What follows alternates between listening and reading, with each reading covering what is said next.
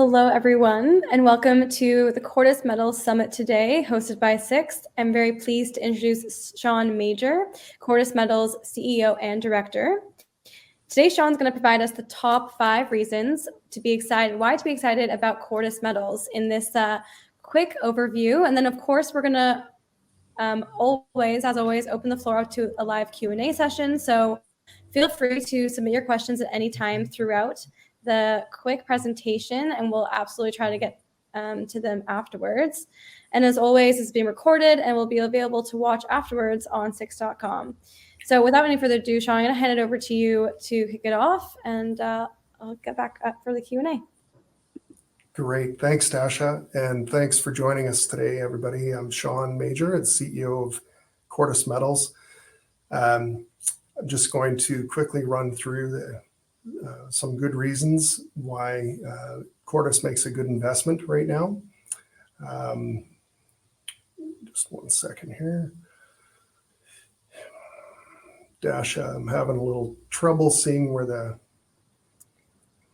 I can move bottom of the slide is. Yeah. Can you move to, there's cautionary statement, of course, mandatory. It's part of our deck on our website if you need to read that. Next, please. These are the 5 reasons. So boiling down an investment to 5 reasons is a tricky thing to do, but here is a bit of a logical flow for you. Cortus is a new company. It's an early stage company that was formed after we went down to Nevada in 2019 looking for projects.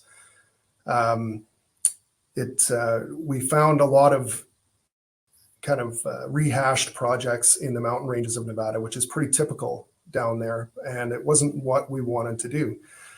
We wanted to make new discoveries and kind of follow a first mover type of a formula, which is difficult to do also in an established mining jurisdiction like Nevada as new players. Fortunately, we met a person, Clay Newton, who is an expert in Nevada. He's a PhD structural geologist, and he had a portfolio of projects that looked very interesting to us. The concept here is that the mountain ranges of Nevada have been explored and mined for about 200 years. They've been very prolific and produced 200 million ounces of gold in that time frame. There's as much potential in the basins, these valleys in between the mountain ranges. They were formed at the same time, and then the basins sunk and the ranges rose. But the strata is similar, and the mineralization is similar. So the untapped potential of the basins is what we're after. There's been very little exploration done there. So this is a new and innovative approach in an established jurisdiction. So we've got accomplished management. We've worked for 20 plus years around the world, Australia, Africa, South America, Mexico, US, all over the place. And we've had to deal with all the issues that go with new mining codes and old mining codes, all the quirks of operating in a new jurisdiction. Being in Nevada, this portfolio of projects was an excellent opportunity to start from the ground up, both in terms of value, but also to really establish ourselves, build some relationships, and grow a company from there. Nevada is a top-ranked mining jurisdiction. Fraser Institute, among others, believe it has the best environment for investing. So this portfolio has 2,300 plus claims across 17 projects, and they're generally situated near operating mines and known deposits and on the same hosting fault structures. That's key for us. We narrowed the portfolio to projects that have proximity to existing deposits and mines, because that story is much more easy to tell. It also has a built-in exit strategy when you're working up an asset next to an existing producer. So this does characterize our portfolio there. Our mandate is to collaborate with partners and stakeholders, complete drill programs of 2,000 to 4,000 meters that could result in discoveries of significant deposits, and we would retain an interest in the outcomes of multiple exploration projects and hopefully discoveries. The methods or mechanisms for accomplishing these joint ventures, we're creative. We don't have a fixed way of doing that. We're open to negotiation. So we see that our operations in Nevada as being a foothold to bigger things. And these projects themselves could be company makers for us and any of our partners. Ultimately, these drill programs are meant to produce a marketable asset that would interest a producer. The investment opportunity here is that producers have been churning out gold for the last decade, since the last round of acquisitions, fixing their balance sheets and preparing their war chest for the time when they have to replace those producing assets. So we want to have product ready for them in 2 to 5 years. We expect to be drilling in 2022 with our joint venture partners and having a regular news flow of exploration results. Once we have drill results from these projects, we believe it is going to validate the model that we're pursuing, and the value of our portfolio will increase dramatically. Right now, investors can get in at the IPO price virtually and have a warrant with it. So around 10 cents. With the 15-cent warrant, we're looking at a financing. And you can buy in the market for 10 cents, and some days in the last month.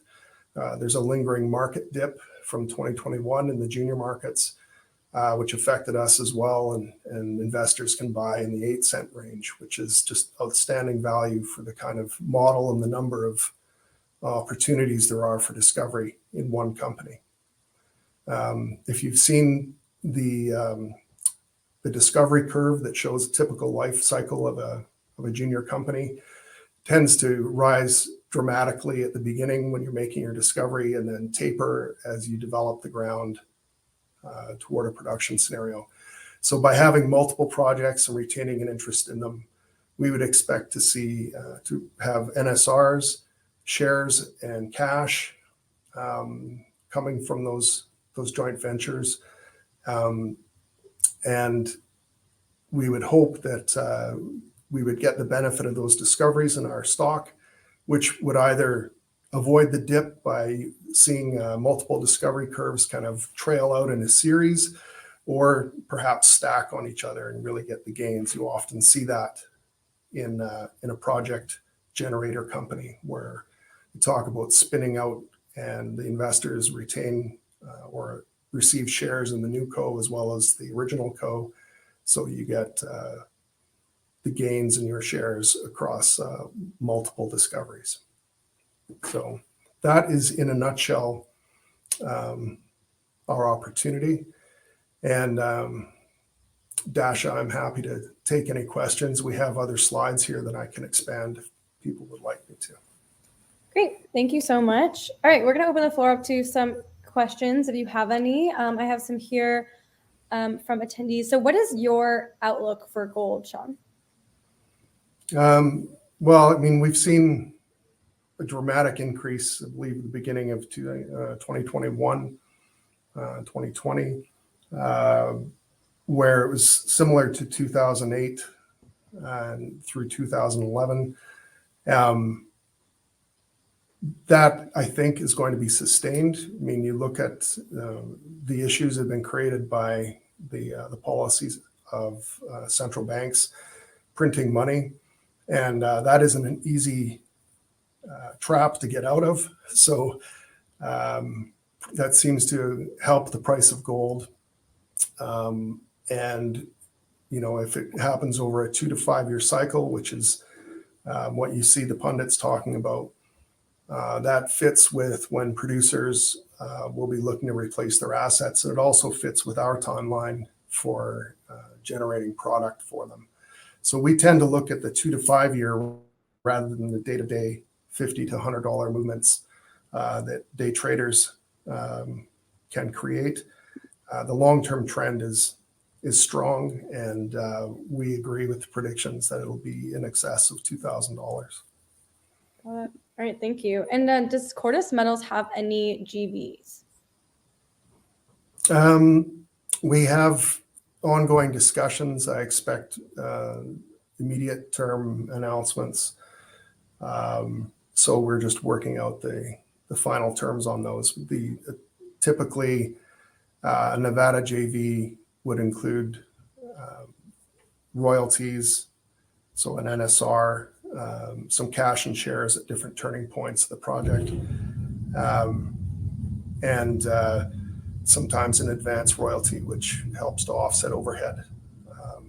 So yes, we have discussions. We have candidates at the moment, and I hope to have about half of our portfolio joint ventured with drill programs during this year. Joe's asking, what is the current cash position? Current cash position is low. We're in the process of raising money. We've got 2 or 3 angles for that. Part of our approach here is to minimize dilution, so we don't raise large amounts of money at any given time. At the moment, I'm looking to raise $1 million to $1.5 million, and that will sustain our operation as we form these joint ventures and see contributions from them. I might add that as you form the joint ventures, they generally assume the tenure management or maintenance costs. So, the cash flow of our company is dependent on those JVs, and it's a critical piece of our strategy. So that's the catalyst that we're looking forward to here in the next few weeks. Right, absolutely. And are you expecting drilling in 2022? Yes. So as we announce the joint ventures, they will have an outline of the exploration that would be undertaken. And, depending, we've got a portfolio with a range of stages in it, 3 that are drill ready, half a dozen that are need a little more work to have drill targets, and then some greenfields in the lower beginning end. And so these joint venture candidates would have different objectives, and some of them want a little from each level, and some want a few at the lower level where they spend $100,000 to advance them and then pick something going forward.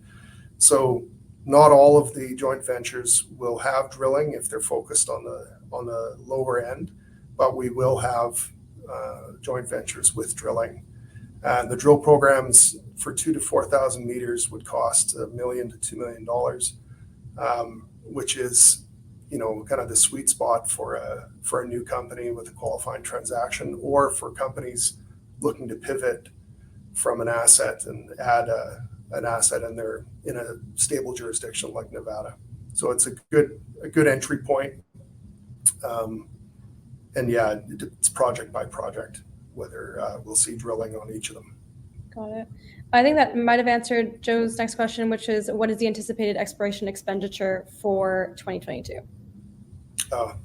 Yeah, so again, this is something that's negotiated with the joint venture partners, but the overall model is that we will spend up to $100,000 per project advancing them to drill targets.